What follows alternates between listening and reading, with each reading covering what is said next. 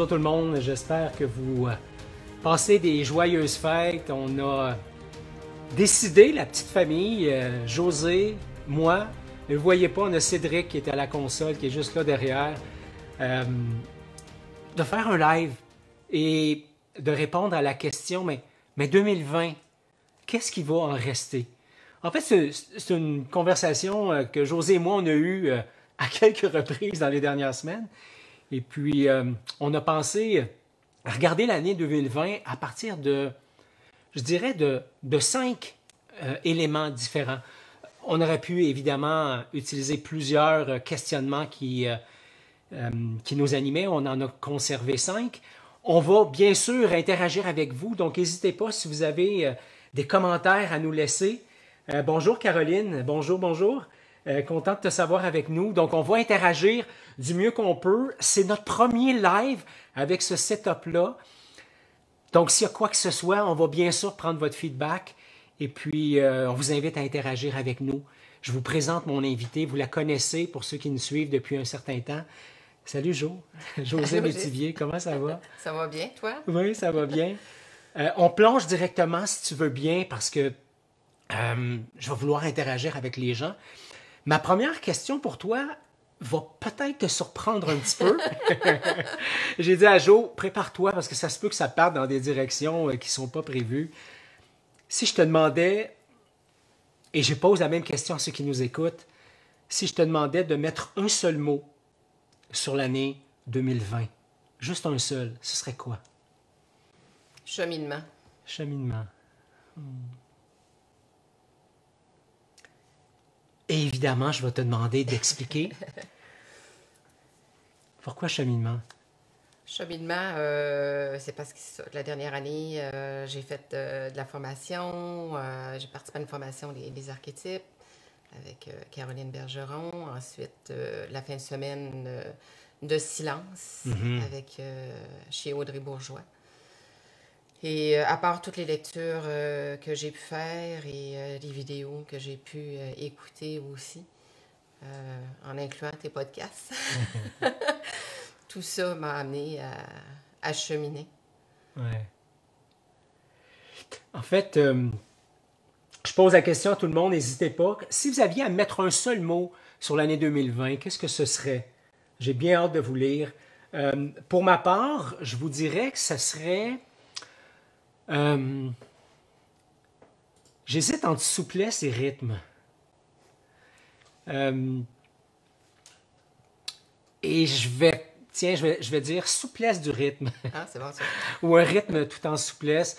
Puis la raison pour laquelle je réponds souplesse et rythme ou rythme en souplesse, c'est que pour moi, une des prises de conscience, puis on pourra en parler tantôt, mais une des prises de conscience que j'ai fait en 2020, c'est à quel point choisir le rythme, c'est un défi pour moi. C'est un grand défi d'être connecté à quelque chose de plus sain. L'animal en moi, le performant en moi est habitué d'être all-in, de jouer à fond. Et je réalise que ça m'a amené à plein de belles endroits, à plein de beaux endroits, pardon, dans ma vie, mais je pense que 2020 aura été l'occasion pour moi de toucher à cet espace-là. Sérénité. Merci Chantal Brault avec le mot sérénité. Effectivement, et pour avoir eu quelques échanges avec toi, Chantal, je sais que sérénité, ça veut dire se calmer par rapport à ce que la vie apporte, hein? Danser avec ce que la vie apporte, parce que c'est un défi.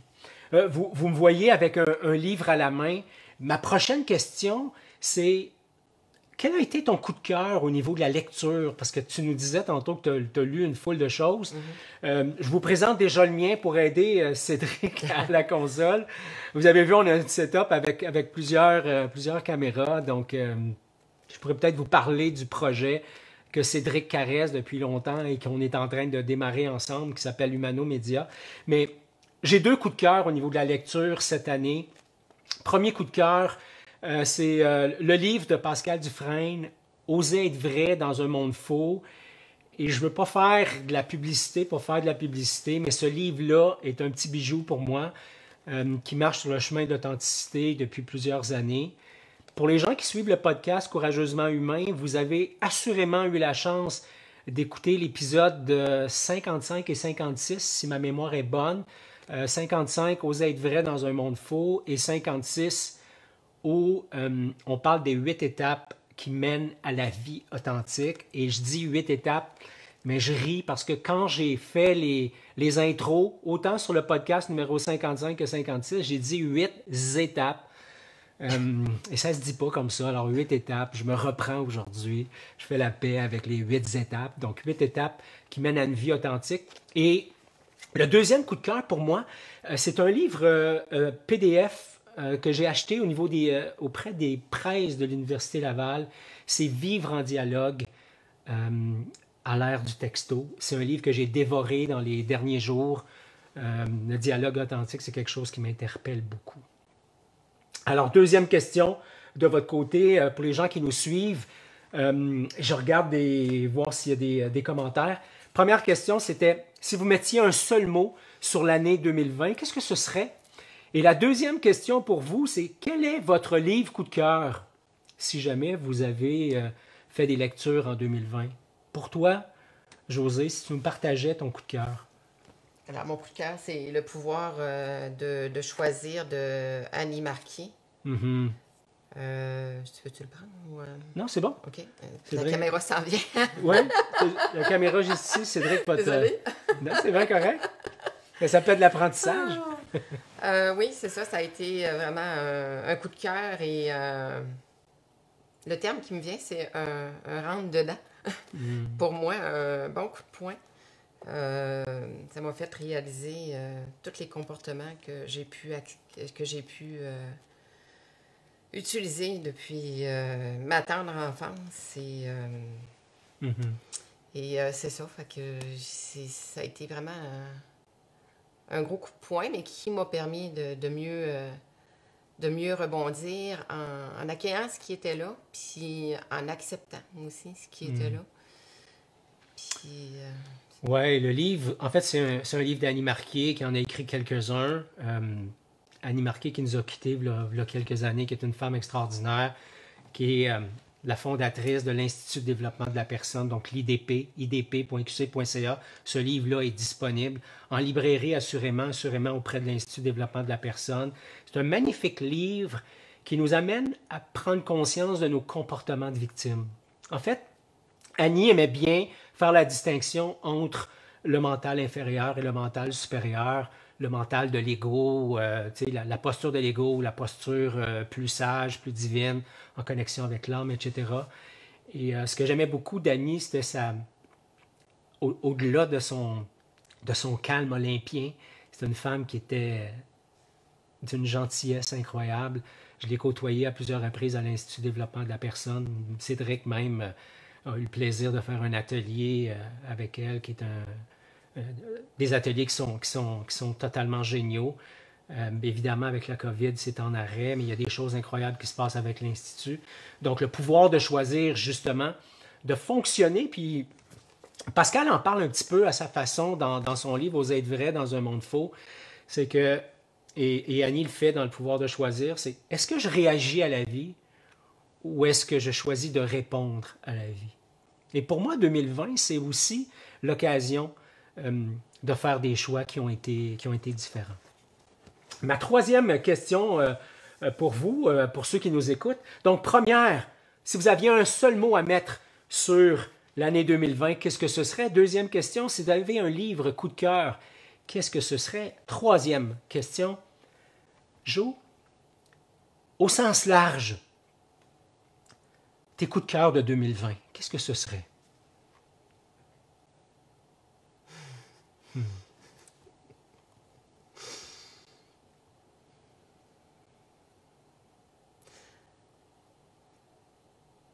Tu dis au sens large, mais...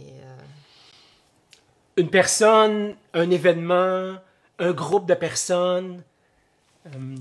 On parlait, entre autres, vous savez probablement, José, c'est une infirmière Puis ce matin, on avait justement une conversation au sujet du travail colossal que les gens du système de santé font actuellement dans un contexte de COVID.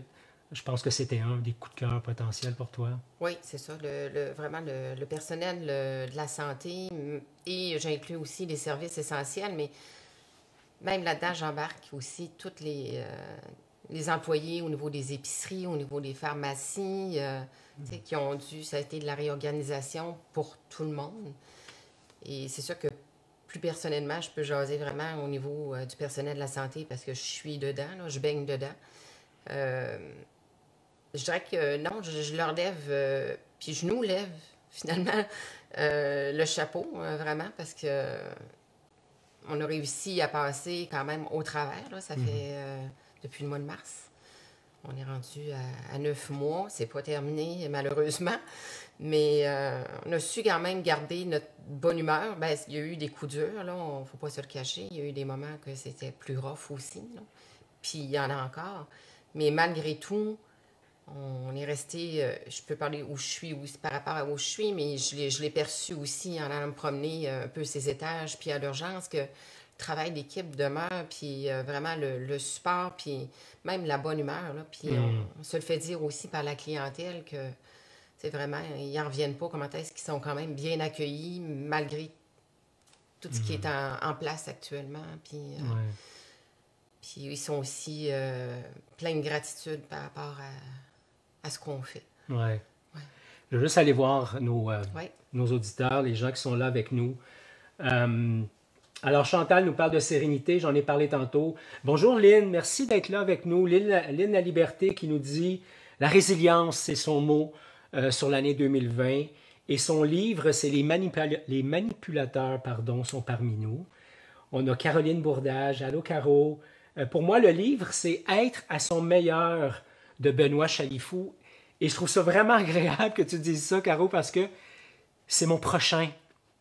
Je viens juste de terminer Vivre en dialogue à l'ère du texto. Et le prochain sur ma table, c'est justement celui dont tu nous parles, Être à son meilleur, de Benoît Chalifou. J'ai entendu des choses incroyables. Benoît qui a vendu 5000 copies, au-delà de 5000 copies en moins de 2 mois. Donc, c'est assurément un grand succès. Un livre qui m'a été chaudement recommandé par notre bonne chum, notre bonne amie Annie Desgagnés. Donc, on va assurément prendre le temps de regarder ça. Chantal, tu nous as donné d'autres réponses. Je les garde en suspens. Oui, tu dis, ouf, tellement de choses. Je vais répondre, moi, à mes coups de cœur. Il y a vraiment une foule de choses. Une de mes caractéristiques, c'est mon intensité. Je me soigne. Je dis souvent la blague, je me soigne, mais je pense que j'ai appris à faire la paix avec cette facette-là. Donc, j'ai eu le nez foutu un peu partout tout au long de l'année. Premier grand coup de cœur pour moi, ça a été la formation de coach avec Mosaïque International. 4e école de coaching pour moi. Un partenariat de cœur avec Agenda, qui est une compagnie incroyable, menée par une leader magnifique en Marie-Pierre Saint-Hilaire. Et on m'a demandé de devenir un formateur auprès de Mosaïque International. Pour ça, même si j'ai enseigné dans d'autres écoles de coaching, je dois refaire le parcours. Et ça a été pour moi vraiment un très grand coup de cœur. Des 4 écoles de coaching, des 4 courants de coaching que j'ai fait, c'est assurément celle qui se classe en première position pour moi. Donc ça a été un coup de cœur incroyable. Deuxième coup de cœur, c'est le mouvement L'Art du dialogue qu'on a démarré, Annie et moi, il y a déjà quelques mois. Tous les gens qui ont envie de s'initier à l'art du dialogue, c'est vraiment un coup de cœur pour moi. Et j'ai envie de partager avec vous quelques-uns de leurs commentaires, parce que je leur ai demandé à la dernière séance qu'on a fait samedi matin dernier. Et d'ailleurs, on vous invite ce soir à 19h30. Si ça vous intéresse, écrivez-nous ou tout simplement faites une demande d'adhésion au groupe Courageusement Humain l'Art du dialogue. Ça va nous faire plaisir de vous donner les informations. Ça se passe sur Zoom. C'est 1 heure vraiment bonbon. Samedi matin, j'ai demandé aux gens, mais qu'est-ce qu'est-ce qui fait que vous êtes là? On était le 26 au matin, il était 11 heures. Ces gens-là avaient une foule d'autres choses à faire dans la vie, mais ils étaient avec nous. La première chose qu'on m'a dit, c'est Ghislain, il y a un espace d'accueil qui est vraiment génial. C'est vrai. On a la permission d'être soi-même. C'est un espace, c'est un cocon qu'on co-construit ensemble avec une sécurité incroyable. Il y a aussi... ah oui, il y a quelqu'un qui nous a dit, moi, je viens à l'art du dialogue parce que ça nous permet d'apprendre à mettre des mots, M-O-T-S, sur mes émotions. Ce que moi, j'appelle les mots, M-A-U-X. Donc, mettre des mots, M-O-T-S, sur les mots, M-A-U-X, c'est vraiment génial. Il y a une participante qui nous disait, Ghislain, moi, je viens parce que ça m'aide à développer des nouvelles habiletés. Hein? Parler de mes émotions, parler de moi, parler au jeu, parler dans un espace où je n'ai pas à défendre mes idées, mais où je peux juste les placer là au centre et être moi-même. C'est une des raisons pour lesquelles je viens. On a beaucoup parlé de vagues, si tu te souviens, samedi matin. Ouais. L'espèce de vagues, hein, les vagues d'amour, mais les vagues d'émotions, les vagues émotionnelles qui sont là, qu'on vit. Évidemment, il y a les vagues de COVID. On ne s'en sort pas. Et la dernière chose qu'on nous a dit, c'est... en fait, je l'ai pris en note comme ça, mais c'est un espace où on n'a pas l'impression d'être dans les relations accessoires. On est vraiment dans cet espace où les relations sont authentiques. Donc ça, c'est vraiment, vraiment, vraiment génial. Hey, bonjour Alex. Son mot à lui pour 2020, c'est limite. Mon livre... L'attitude zéro de Mike Horn. Ah, merci beaucoup, Alex, de passer, de venir nous voir. Donc, oui. Ma prochaine question pour vous, si vous aviez à reconnaître une personne, évidemment, on a envie d'en reconnaître plusieurs, et dans le mouvement Courageusement Humain, on aime reconnaître, on aime se reconnaître pour notre authenticité, pour notre vulnérabilité, pour notre contact avec notre sensibilité, etc., mais si vous aviez à reconnaître une seule personne, ce serait qui? Je viens de vous lancer la question, donc évidemment, il n'y a pas de réponse. Jo, je ne sais pas si tu as envie de reconnaître une seule personne en 2020, qui ce serait? Je l'ai mentionné tantôt, la formation que j'ai faite sur les archétypes.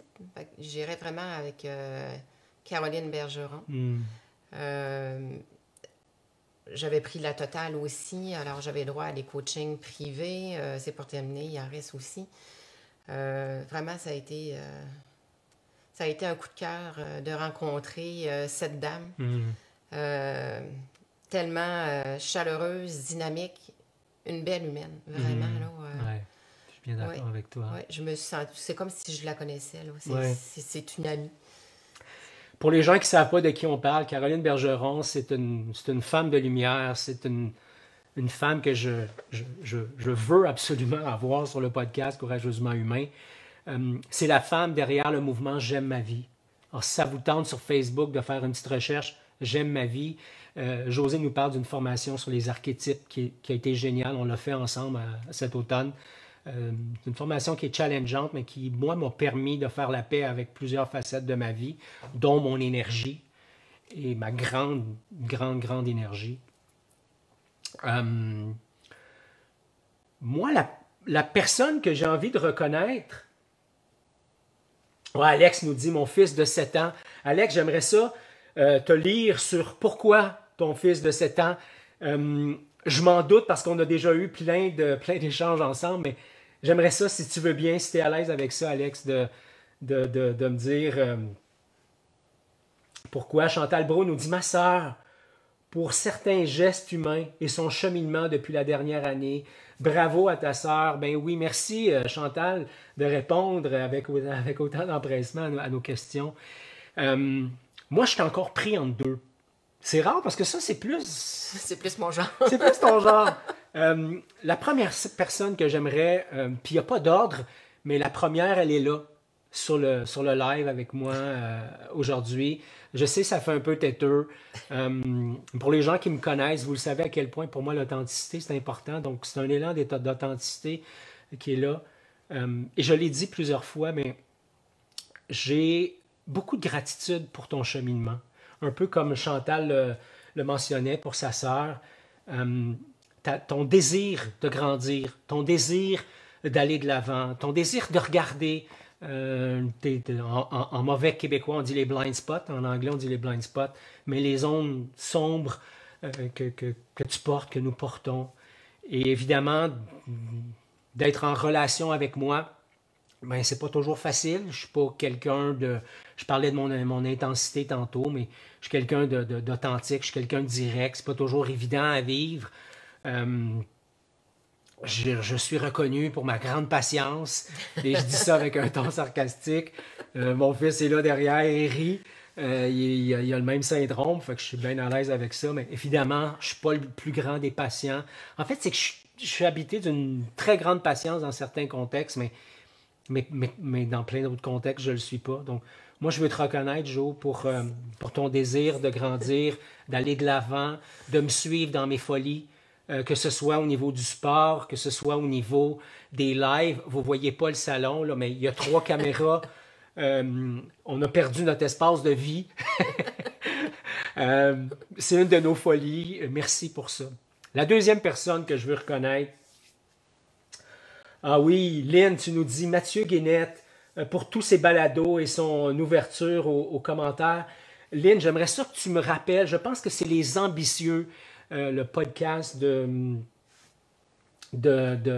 Mathieu Guénette, podcast que j'ai écouté, que j'ai beaucoup aimé. Mathieu, que j'aimerais aussi retrouver sur le podcast.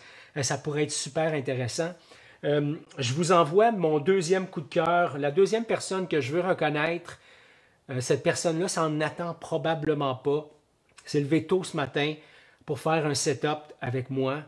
Il est là, je le regarde. Oui, c'est mon fils Cédric.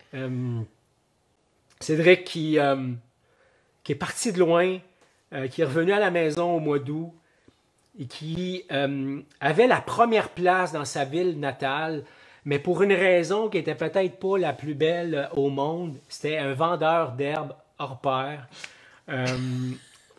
Et aujourd'hui, Ced a choisi de prendre une route différente. Fait que je veux te reconnaître, mon fils, pour ça. Vous l'entendez peut-être rire. Ce que j'aime de Cédric, c'est la qualité de la relation que j'ai avec lui. Le no BS. Hein, on ne se raconte pas d'histoire. On se parle des vraies choses. Et je veux te reconnaître, mon fils, aussi pour le désir que tu as d'aller de l'avant, puis de te prendre en main, puis de créer un avenir avec Humano Media, qui est un projet sur lequel on va mettre de l'énergie au début 2021. D'ailleurs, c'est comme à quelques fois que vous voyez autant à travers les podcasts de Courageusement Humain. C'est le premier live qu'on fait de cette façon-là avec multicaméra. Donc ça, c'est Humano Media, c'est mon fils Cédric qui est derrière ça. Merci, mon fils, d'être là aussi dans mes folies. Les Ambitieux, oui, de Mathieu Guénette, il est sensationnel. Et Lynn nous parle aussi d'une Madame Gagnon qui a une écoute et qui a une grande écoute et qui a beaucoup de conseils pour moi au niveau personnel et au niveau professionnel. Génial. N'hésitez pas à répondre à cette question-là. Votre année en un seul mot, votre livre coup de cœur, vos coups de cœur de l'année, une personne que vous aimeriez reconnaître. Et ma dernière question pour le live d'aujourd'hui, Jo, tes apprentissages de 2020. Si tu nous en parlais, qu'est-ce que ce serait? Le premier mot qui me vient en pensée, c'est vraiment ma responsabilisation. Que je suis responsable de mon propre bonheur, je suis responsable de mes choix. Je suis responsable de mes actions aussi. C'est ça, puis ça vient vraiment... C'est vraiment parce que je suis infirmière, mais non seulement, oui, je prends soin des autres, mais même à l'extérieur de moi, c'est ce que j'ai appris dans ma vie, à prendre soin des autres. Fait que là, c'est vraiment de prendre soin de moi, Et en commençant, c'est ça, par prendre soin de mes besoins. Mais vraiment, ce qui m'a interpellée, c'est vraiment par rapport à la responsabilisation. C'est quelque chose que j'ai ressorti du livre de Annie Marquis. Que quand je suis une victime, quand je me comporte en victime, tout le monde est responsable, sauf moi. Ouais. C'est facile. C'est facile. Fait que, je dis pas que ben justement, c'est facile de remettre la faute sur les autres, mais d'en prendre conscience. Tu sais, je disais, c'est le premier mot qui me vient pour l'année 2020, c'est cheminement. Mais c'est souffrant, ce cheminement-là. Puis il y a bien des fois, j'aurais aimé ça retourner en arrière pour réaliser aujourd'hui, avec ce que je sais depuis que je chemine, que j'étais très souffrante aussi, mais je le savais juste pas. Fait que, oui, là, ça apporte de la souffrance, mais une belle conscience, puis j'avance pas à pas, puis je continue, puis à un moment donné, je vais être plus confortable là-dedans. C'est parce que c'est ça m'a complètement sorti de ma zone de confort. Oui, tout à fait. Tout à fait. Vos apprentissages de 2020, par rapport à vous-même, qu'est-ce que ce serait? Et si jamais vous avez des questions pour Josée et moi, ou des questions que vous aimeriez qu'on pose à tout le monde, n'hésitez pas à les mettre dans les commentaires. Allô, Annie? Respecter ma lumière et m'accompagner au quotidien selon sa luminosité. Ouais, Lynn, merci Lynn pour ton partage. La confiance en la vie, le lâcher-prise sur le contrôle de l'environnement et la gratitude. Merci Chantal. Et dans les échanges qu'on a eus cette année en 2020, les petits projets qu'on a fait ensemble, c'est quelque chose qu'on a discuté, des choses desquelles tu m'as parlé. Annie qui dit « Rien faire cet été, oui, a été un cadeau. » Oui, absolument, Annie.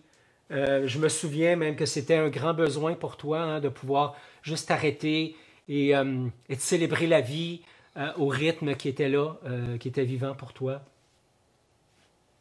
Oui.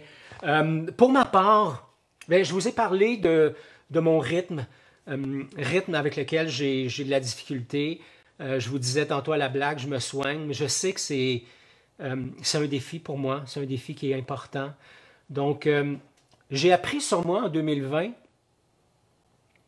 que je ne savais pas, et je vais reprendre des mots de mon bon ami Rémi Tremblay, mais je ne savais pas me traiter comme une tasse en porcelaine. Et je dis ça, puis ça m'émeut.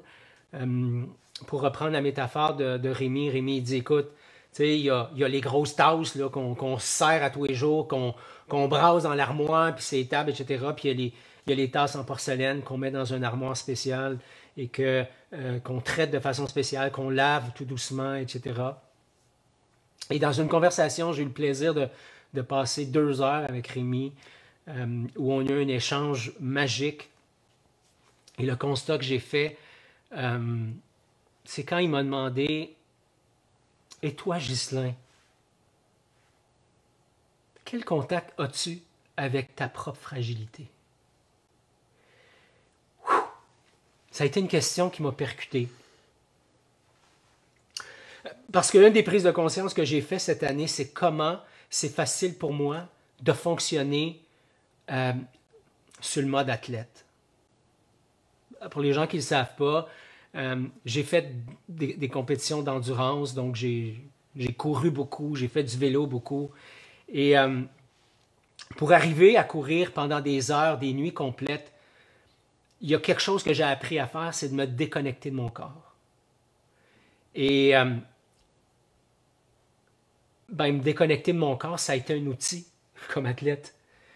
Mais c'est un outil qui n'est pas, ou un réflexe qui n'est pas vraiment très bon dans la relation à l'autre, dans la relation à soi, dans l'art de se traiter comme une tasse de porcelaine.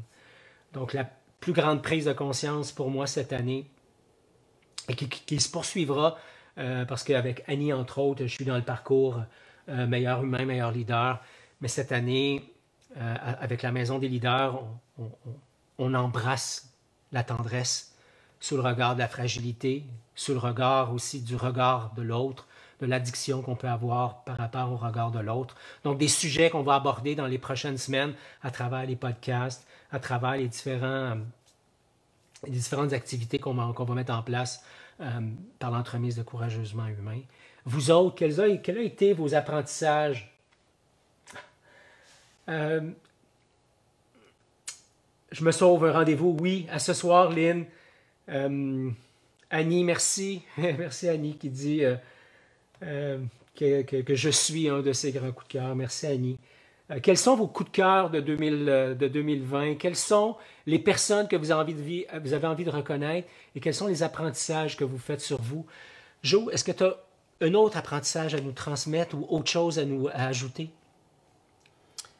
Ben c'est sûr, tu parlais des coups de cœur tout à l'heure. Le Zoom, effectivement, là, du lundi soir, ça en est un. À chaque fois, je le dis, c'est que la vie, pour moi, va tellement vite. Et ça va tellement vite aussi dans ma tête que j'en profite pendant cette heure-là pour me déposer puis aller me connecter. C'est pour ça, tout à l'heure aussi, je parlais de la fin de semaine, la retraite de silence qu'on a fait. Puis c'est quelque chose que je veux introduire là, de temps en temps, là, en tout cas quelques fois par année. Je me suis aperçue que c'est à ce moment-là que je réussis vraiment à connecter à moi, à mes émotions, tout ça. Dans mes coups de cœur, vraiment de personnes aussi, là, j'ai nommé Caroline Bergeron, mais bon, ça va faire cucu aussi, mais t'en fais partie aussi. Je m'étais limitée à une, mais t'en fais partie aussi. Parce que c'est vraiment à te côtoyer que ça m'a donné le goût de cheminer, là, parce que je connaissais pas ça avant. Puis t'as l'air de tellement bien te sentir comme tu es, puis je t'admire pour ça aussi. Autant par rapport au dialogue ou le don que tu as aussi de percevoir des choses en les gens que je perçois pas moi, même en moi-même. C'est vraiment un art que tu possèdes. Fait que oui, je te considère parmi mes coups de cœur. Merci d'être là. Merci à toi. Je me tourne vers notre gang qui nous écoute. Caroline Bourdage qui nous dit que son coup de cœur en 2020, c'est le début d'un processus pour devenir une coach PNL. Oui, et je pense que tu es à la même école que ma bonne amie Annie, à l'école de Nathalie Hamelin, ici PNL, je pense. Tu parles de cheminement, évidemment, de résilience, d'éveil de conscience, de prendre le temps de déposer. J'ai appris à me donner de la douceur. Ouais, bravo Caroline. Caroline qui s'est pointé le nez à quelques reprises aussi dans notre cercle de parole lors du dialogue. C'est le fun de te recevoir. J'espère qu'on aura la chance de te revoir bientôt. J'ai envie de parler d'une dernière prise de conscience importante que j'ai faite cette année. C'est par rapport au doute. Je réalise qu'il y a plein de facettes de ma vie où j'ai pas de doute. J'ai pas de doute. Par exemple, par rapport à est-ce que c'est le temps de bien manger, est-ce que c'est le temps de s'entraîner, est-ce que c'est le temps de travailler, j'ai pas de doute par rapport à ça. C'est facile pour moi de me lever et de me mettre en action. J'ai découvert cette année avec la COVID, avec les cheminements et tout ça que j'ai fait, les formations, j'ai découvert que j'étais habité de plusieurs doutes par rapport à moi. Est-ce que je sers à la hauteur de ce que je suis capable? Est-ce que j'honore mes talents, mes réflexes, mes forces? Est-ce que j'honore les gens qui sont là autour de moi avec justesse? Donc, le doute est présent pour moi dans différentes facettes de ma vie.